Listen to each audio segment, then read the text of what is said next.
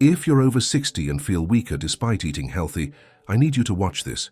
Doctors call it aging, but science now shows it's a broken muscle signal caused by one forgotten food. We've been told a comforting lie. We're told that muscle loss after 60 is just normal, that it's something you accept, something you work around, something you politely surrender to.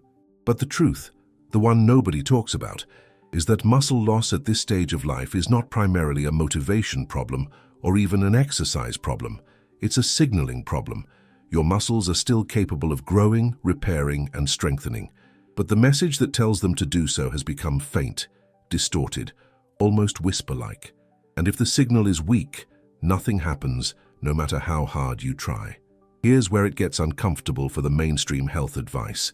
The most powerful driver of muscle growth after 60 is not a supplement, not a superfood powder, not an expensive peptide or hormone therapy. It's not hidden in a lab or locked behind a prescription. It's something so basic, so unglamorous, that it's been completely forgotten.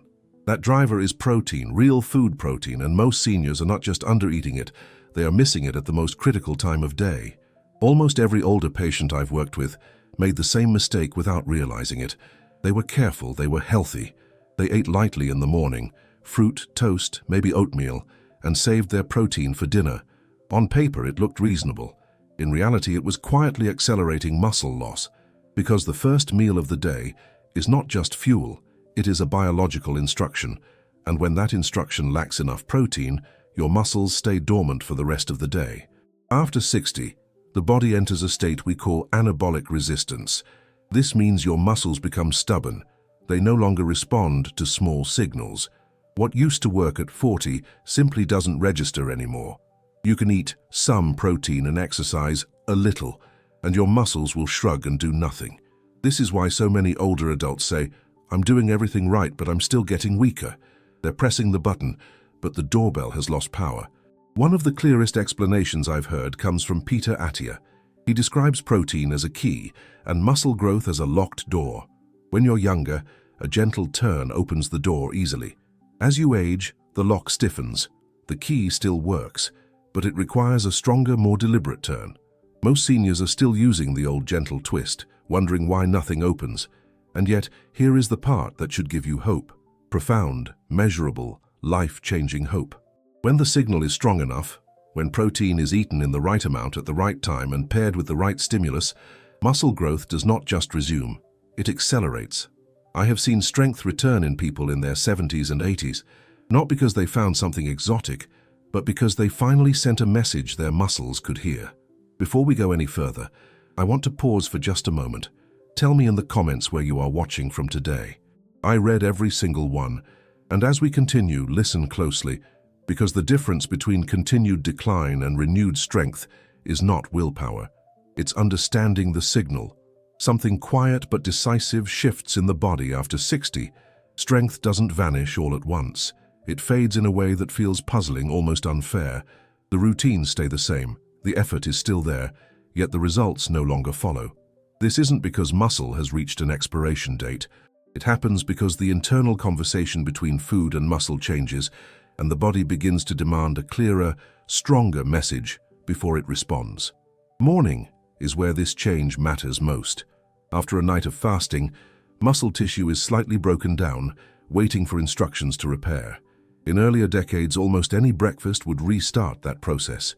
With age, the switch no longer flips automatically. Muscle cells now require a higher concentration of specific amino acids, especially leucine, to activate muscle protein synthesis. When that signal is too weak, the body drifts through the day in a state of slow breakdown, even if calories are coming in.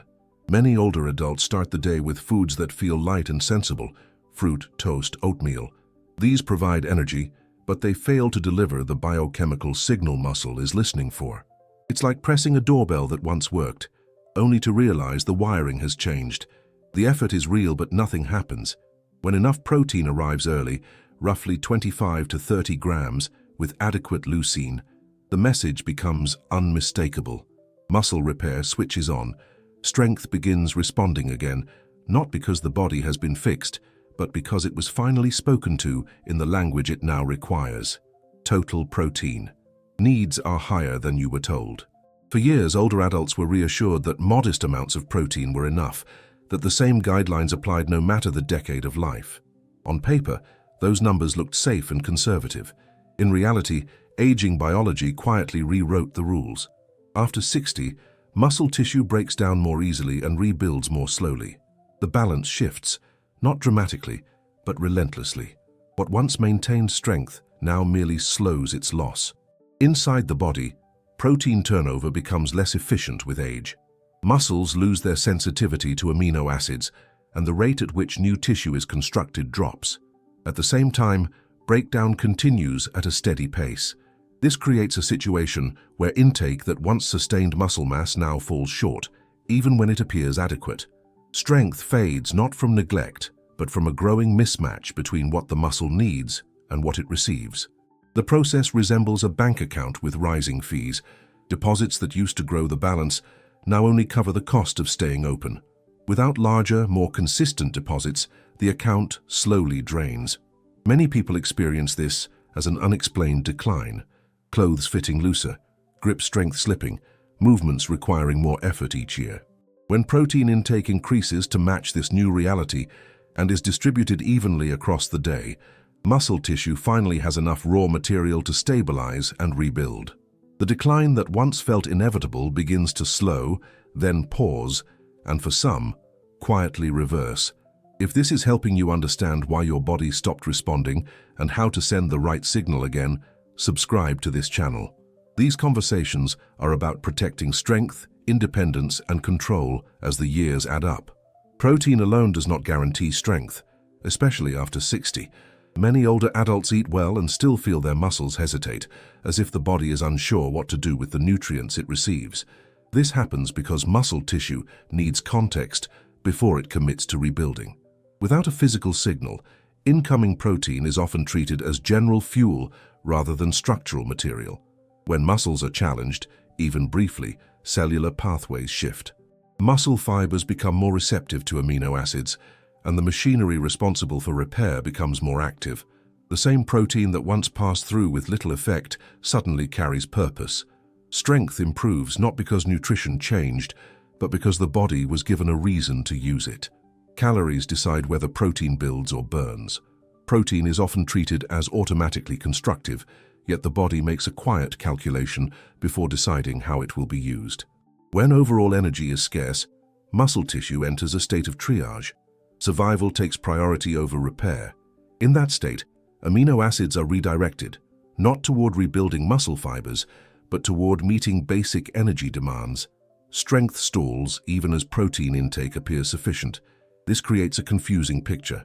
Weight may drop, meals may seem disciplined, and protein may be present at every sitting, yet muscle continues to thin. The biology is simple but rarely explained. Building tissue is energetically expensive. Without enough total energy coming in, the body cannot justify that cost. Protein becomes fuel instead of structure, like using lumber to heat the house rather than reinforce its frame. When energy availability is adequate, the same protein is finally free to do what it was meant to do, support strength, stability, and resilience. One of the least discussed factors in preserving strength later in life is whether nutrition can realistically be sustained. Muscle does not respond to short bursts of perfect eating.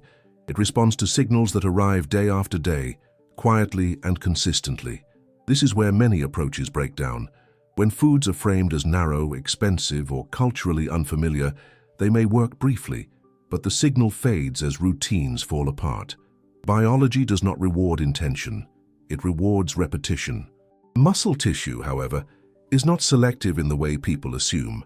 It does not recognize trends, labels, or cuisines. It responds to amino acid availability, particularly leucine, delivered in sufficient amounts.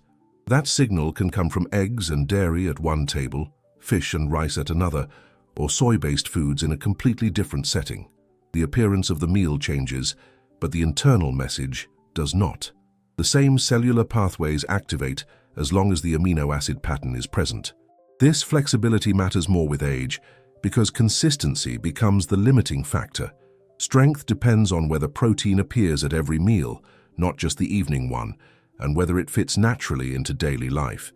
In plant-forward patterns, Pairing legumes with grains provides a complete amino acid profile that muscle readily uses. In other traditions, dairy, eggs, or seafood play that role. When food feels familiar, satisfying, and socially normal, the signal repeats without friction. Over time, that steady repetition allows muscle tissue to stabilize, adapt, and regain strength without relying on extremes or rigid rules. When everything is placed in context, protein stops looking like just another nutrient and starts revealing its true role in later life. After 60, it functions less like optional fuel and more like a daily prescription for strength. Muscle tissue no longer responds to casual signals or occasional effort. It listens for clarity, repetition, and timing. When those elements are present, the body behaves in a way that often surprises people who were told decline was unavoidable. Strength at this stage of life is not about aesthetics or chasing youth.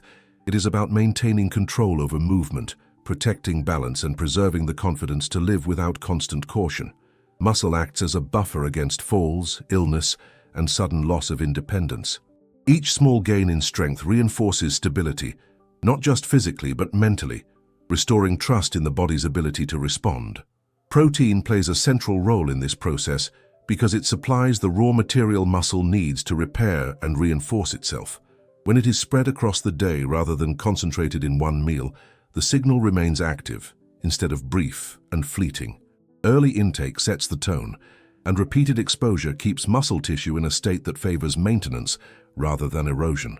Over time, this consistency slows the quiet losses that so many people accept as normal.